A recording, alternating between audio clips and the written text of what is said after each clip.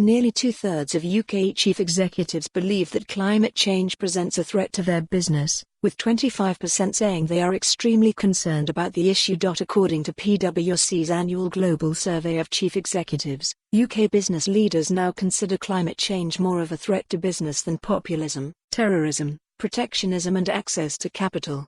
Read more. Blackrock takes tougher stance on climate change after campaigner pressure. The level of those extremely concerned has more than tripled since 2016, and when it stood at 7%. Around the world, senior executives from Sri Lanka and New Zealand are the most concerned by climate change, at 86 and 83% respectively. Those from China and the Middle East were the least bothered, at 45 and 38% respectively. Kevin Ellis, chairman and senior partner at PwC, said, "The impact of climate change has soared up the CEO agenda.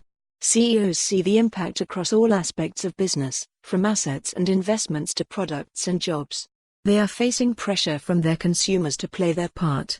Sign up to City A.M.'s Midday Update newsletter, delivered to your inbox every lunchtime. Achieving net zero by 2050 will demand innovation and transformation at an unprecedented scale and speed, and will require business to take positive action.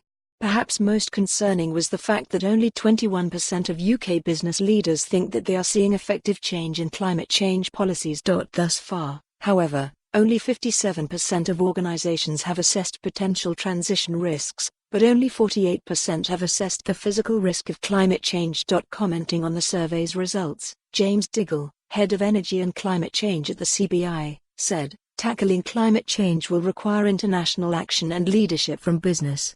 The business community is acutely aware of the impacts of a warming world, and its role in delivering the switch to cleaner energy and low-carbon technology.